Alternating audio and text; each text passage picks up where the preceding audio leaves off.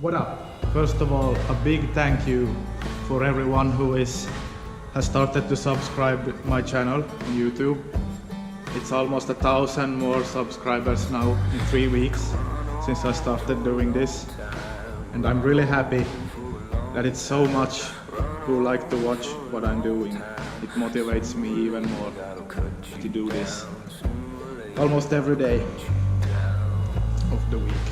Now I will show you some progress. I haven't filmed so much these latest 3 or 4 days. Here is what have happened.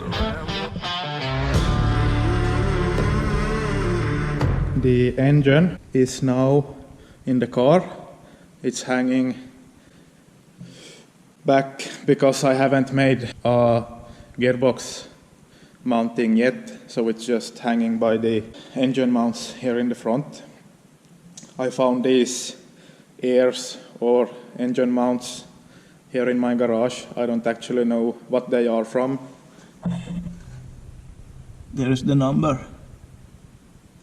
I don't really know if they are from a 603, from a 124 or a 190 with 601 engine or something, but it fits at least. And the clutch and flywheel is mounted to the engine, bolted up with new bolts, and the gearbox is also mounted. So I have to make some mount for the gearbox under the car. I also have to make some more room for it to get it all the way up in the tunnel. And I have mounted the power steering pump and this tensioner, new arm, new bolt, new this shock absorber damper thing, and the alternator. Everything with this belt is mounted in place. Also made a blank piece here of 5mm aluminium. You can use the old gasket for a sketch to build a blank plate here. Just put some gasket glue to fit it. And the glow plug harness is fitted also. And the throttle wire. I will make a custom throttle mechanism here that is bolted to this side. So you just mount the wire to it. I will show you that when I got it. And I also have done the drive shafts ready. I spot welded 4 spots around these CV joints and just sealed it with some Sikaflex. And installed also these new inner CV joints. Here is the rear cover, just to hit it off with a hammer and a screwdriver, and there is the sprint in the end. Just swap them to the new axles.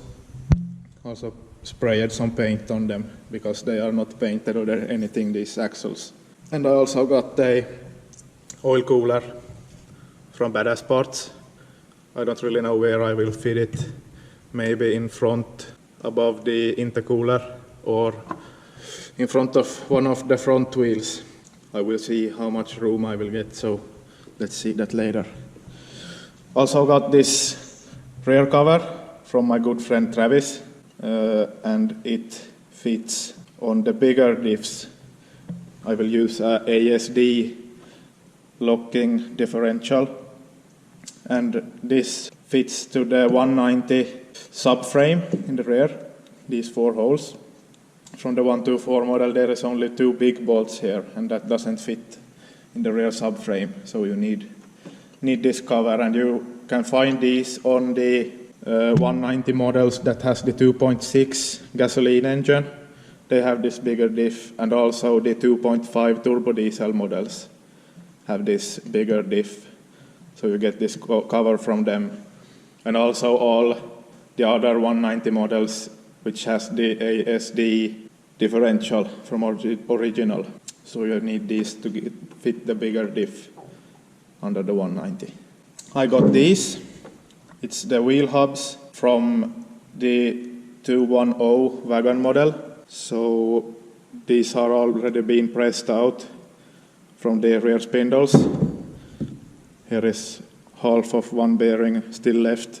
It usually breaks. The bearing breaks when you press it out, and you have to heat this ring and pull it out or cut it, small slit in it with angle grinder or something, and just get it out.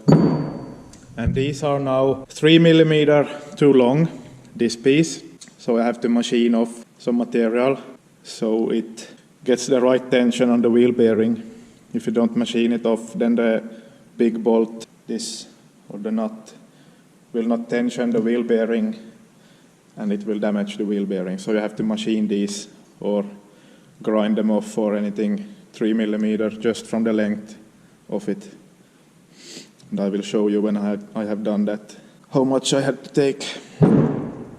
And I also got this tachometer, the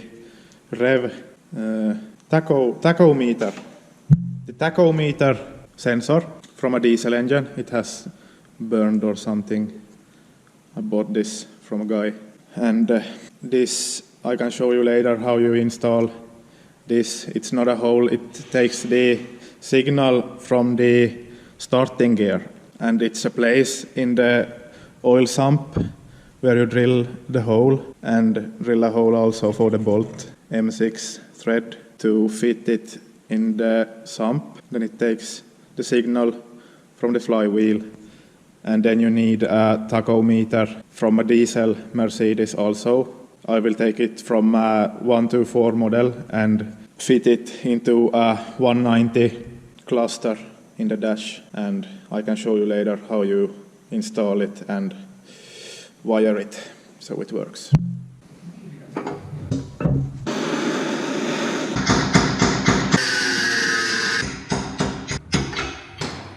I started to make the gearbox mounting, and I just bought some universal rubber bushings which I installed here in the back of the gearbox.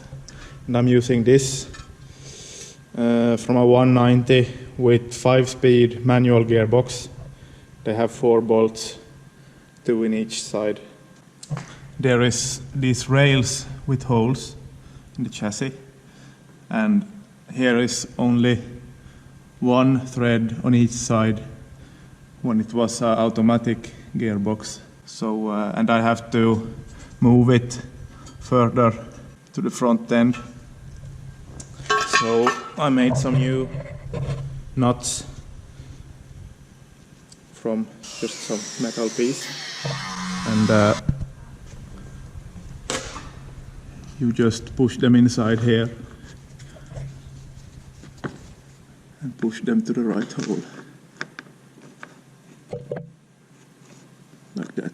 So now I have threads in the right holes, and I will drill some big holes in this and weld some pieces of pipe with some washers in the end to mount to the rubber bushings. I will show you next how that's done. And I also have mounted the propeller shaft from a BMW. Just put some nuts here in between to get it to line up correctly. So you see how high you have to lift the gearbox to make the mounting. So I will make this piece now.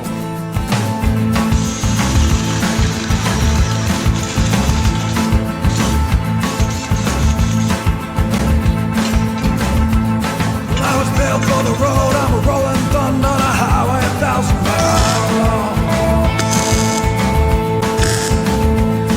10 gears is on my engine, I need black gold. Put the mount in place now. Spot welded, it seems to be straight. The prop shaft goes straight to the support bearing. So I just take this loose now and cut these off and weld it all the way. Now I got the rear wheel hubs machined, and I took away about 2.5 millimeters from this surface down, and I took about 5.3 millimeters from this surface. Also made this chamfer in here, so the CV joint goes all the way in. So now these are a bit shorter than the wheel bearings. So when you tighten the nuts on the outer CV joints, then it pressures the bearings and holds this in place. So now it's time to mount all this in the right order. First I will install these, then I will press these, then put these sockets, and then these, and last these. Very nice.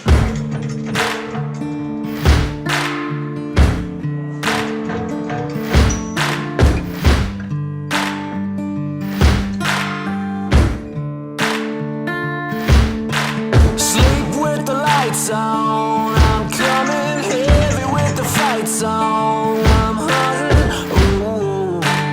This is one thing you always have to check when you have this spindle, and it's this joint which is goes to the lower control arm. It's like a ball joint with rubber seals in both ends, and they usually look like this when you take them out.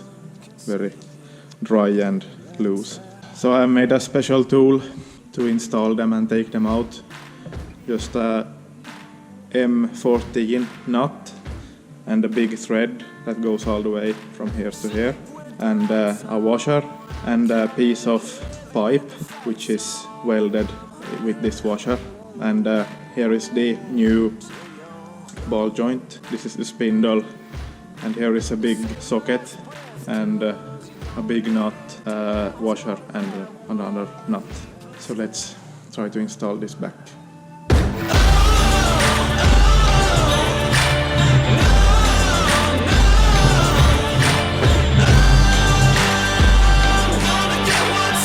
So these are now assembled and ready to bolt in the rear control arms, and everything bolts into them. These are a bit tricky to get straight in the hole, because there is no straight surface on either side of these ears. So it was a bit tricky to get them straight in, but now they are in place. And here I have made a homemade turbo flange for the exhaust manifold with just a 10 millimeter steel piece, which I drilled some holes in and cut it to a triangle. So it fits here on the stock exhaust manifold. And like I said, I usually build a whole new exhaust manifold from pipe, but I don't really have time to do that right now. And in my other car, I have an exhaust manifold with the right flange that is going out before the summer. So I will maybe use that exhaust manifold in this car later on. At least now at first I will try with this. Should work fine. I will start making the adapter piece, check where the turbo will be mounted, and start sketching up something. And now while I have the engine leaning backwards, it's much easier to get to the slave cylinder right here, because when you lift the gearbox it's very tight if you don't make some more room for it, but that's not so necessary if you install the hydraulic pipe while the engine and gearbox is down.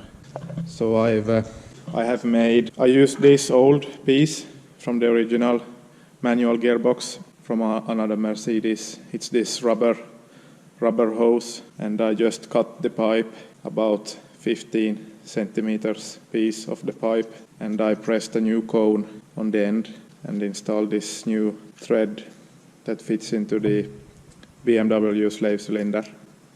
So that goes to the slave, and this goes to this pipe, goes through the floor and to the master cylinder at the clutch pedal. This is how I do the piping.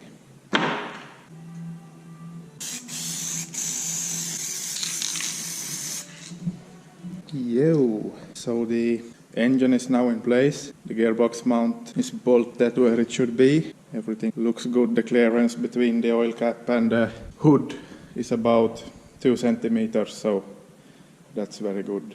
I only have some old engine mounts here from a diesel engine that seems to be in good condition, so I will see how those hold up.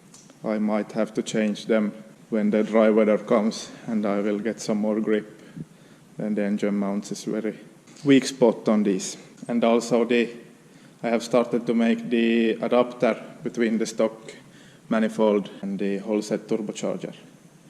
And it's a bit tricky to get good clearances in all places here between the head, cylinder head, and also this internal wastegate mounting is a bit tricky to get to fit here so it doesn't hit into something. The mount, I will make it only from some steel plates, 4 millimeters thick, and I made a bracket from a bolt right there. I will take it away now when I got it in place. So that's the start. The other bent part is in place, and now I have to make the sides and weld this together. It's a bit angle on everything, but it should fit just fine.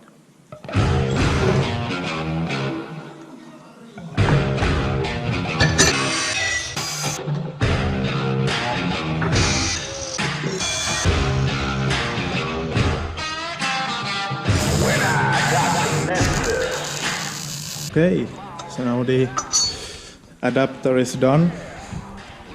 Just need some finishing touches and some paint, and it's not maybe the best for flow and everything, but works good, and it's made out of 4 millimeter regular black steel, so it's very strong and should not crack or something.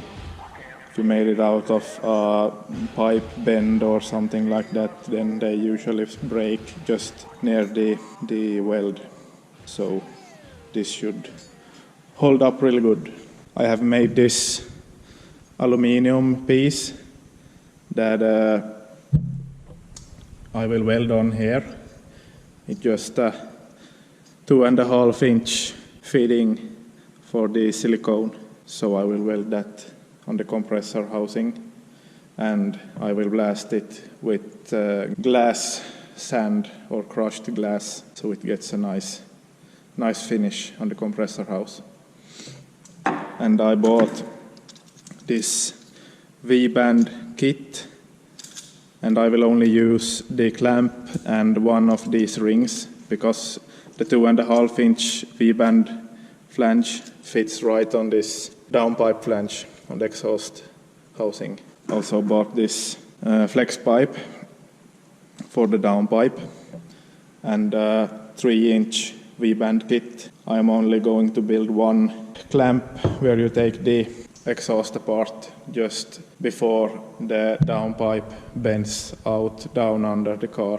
And it's important to have this V-band clamp up on the downpipe so it doesn't lie like this under the car, because then when you drive over something it will probably hit this and break the whole exhaust loose in the worst case. So I will maybe start doing the exhaust after I have mounted all the axles and suspension under the car. Then I can build the whole exhaust in one go. Here I have the radiator from the 300 TDT model, and the intercooler and the oil cooler. So I'm going to build some supports here. I have cut away the original bar that goes over here. I will only going to make of some rectangular pipe, a support from outside of the frame rails here. It goes down and under and up. I'm going to build some bushings and some brackets for the intercooler and radiator.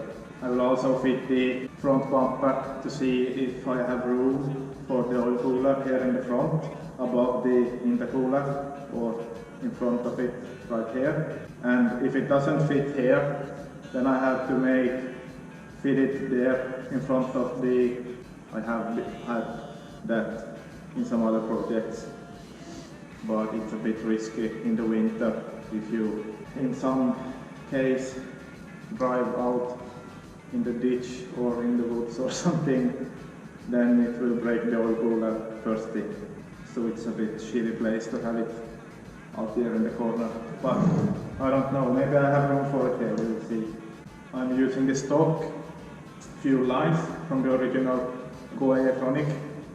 It's 8mm outside diameter, and I have that on my other cars also, and I have taken over 400 wheel horsepower with the stock brake fuel lines. So I'm only using those here. I'm not going to install an electric fuel pump before the diesel pump. I'm only using the stock small one that is mounted in the diesel pump.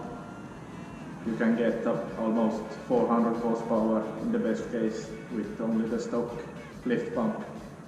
So I'm only going to use the stock fuel lines all the way from the tank to the diesel filters and to the pump.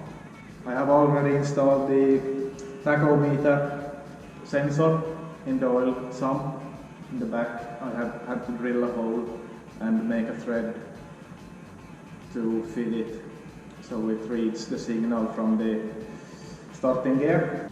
So that's in place, and I still have to modify the stock cluster in the dash to fit the 124 tachometer there. I have also bought a boost gauge, industrial one, which I'm going to install inside. That is the only gauge I'm using besides their stock ones. And one problem with these is the speedometer. There is some solutions to get it to work and look stock, but mostly people buy a GPS speedometer and modify it to fit in the cluster. But if you have the tachometer, you can have a GPS in the car and look how fast you drive. So I haven't installed a speedometer ever in my cars. So you can go without it with no problems. At least I will start doing the brackets for these now. So I hope you like this series. I'm really happy for all the comments that you guys have written to me here on YouTube and also on my Instagram. If you like to know a bit before I release the YouTube videos what's happening, so you should follow me on Instagram. Yes. Just keep following and hit the subscribe button in the corner. And just stay tuned. Cheers!